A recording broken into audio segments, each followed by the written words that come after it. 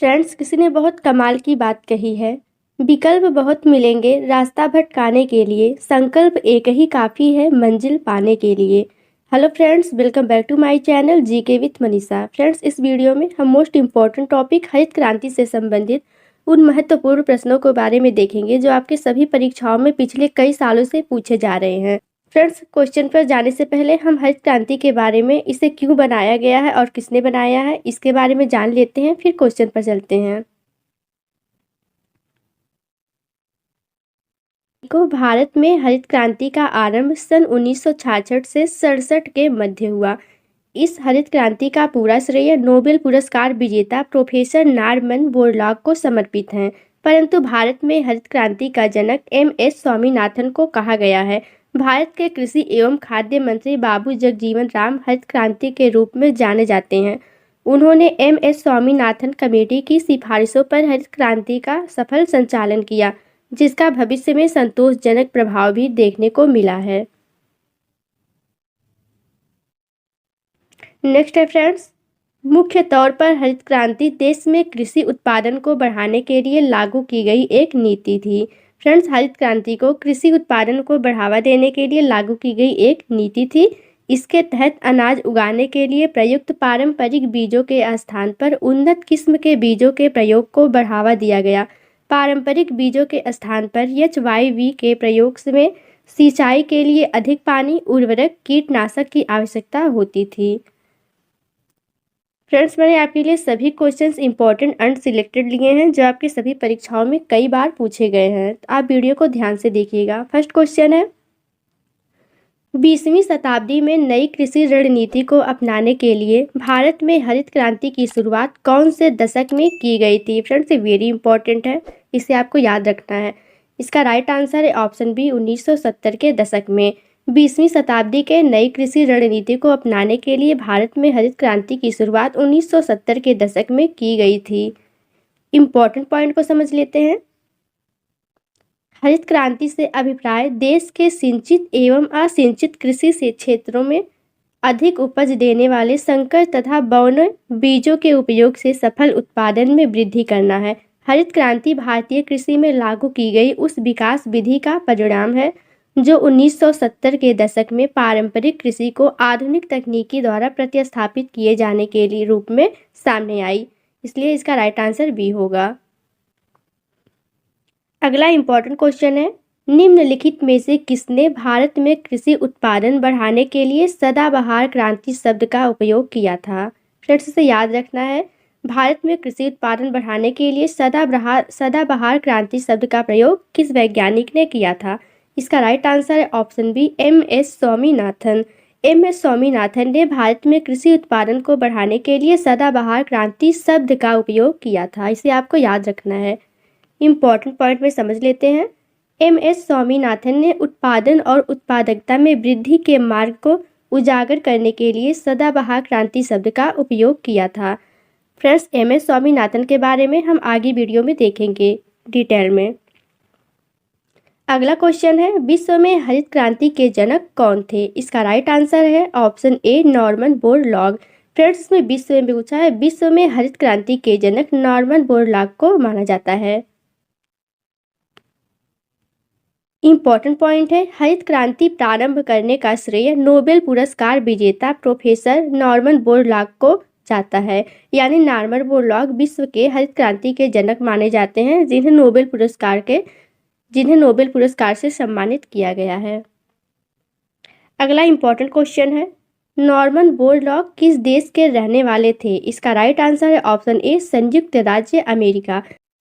Important point समझ लेते हैं। नॉर्मन अर्नेस्ट बोरलॉग, इनका पूरा नाम है नॉर्मन अर्नेस्ट बोरलॉग, जिन्हें नोबेल पुरस्कार विजेता के एक अमेरिकी कृषि विज्ञानी थे, जिन्हें हरित क्रांति का पिता माना जाता है। वेरी इंपॉर्टेंट है फ्रेंड्स, इसे आपको याद रखना है। बोरलॉग उन 5 लोगों में से एक हैं जिन्हें नोबेल शांति पुरस्कार, स्वतंत्रता का राष्ट्रपति पदक और कांग्रेस के गोल्ड मेडल प्रदान किया गया था। यानी यह उन 5 लोगों में से एक हैं जिन्हें शांति नोबेल पुरस्कार, स्वतंत्रता का राष्ट्रपति पदक और कांग्रेस के गोल्ड मेडल प्रदान किए गए थे। फ्रेंड्स, ये वेरी इंपॉर्टेंट है, इसे आपको याद रखना है। अगला इंपॉर्टेंट क्वेश्चन है, भारत की हरित क्रांति का जनक किसे माना जाता है। फ्रेंड्स, भारत की हरित क्रांति का जनक किसे माना जाता है? इसका राइट आंसर है ऑप्शन बी, एम.एस. स्वामीनाथन।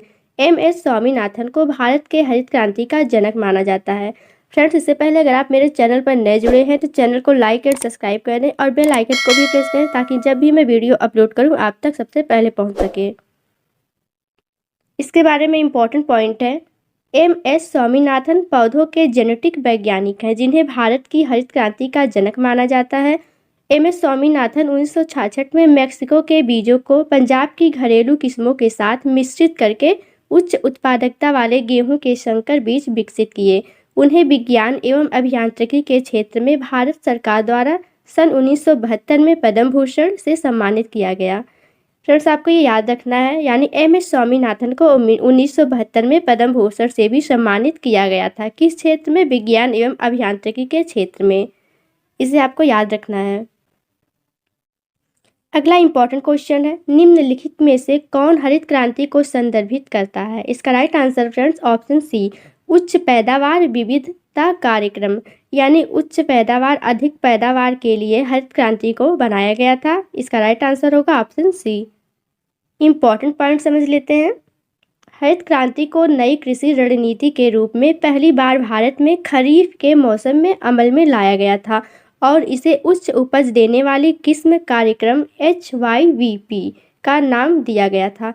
इस कार्यक्रम को एक पैकेज के रूप में पेश किया गया था क्योंकि मुख्य तौर पर यह कार्यक्रम नियमित तथा पर्याप्त सिंचाई, खाद, उच्च उपज देने वाले किस्मों के बीच कीटनाशकों पर निर्भर था। इसका राइट आंसर होगा इसलिए ऑप्शन सी। फ्रेंड्स, आपको याद रखना है, वेरी इंपॉर्टेंट है ये। अगला इंपॉर्टेंट क्वेश्चन है, भारत में हरित क्रांति के लिए बीज की उच्च पैदावार वाली किस्मों की शुरुआत थी। इसका राइट आंसर ऑप्शन सी, गेहूं, यानी अधिक पैदावार के लिए सबसे पहले गेहूं के बीज का उपयोग किया।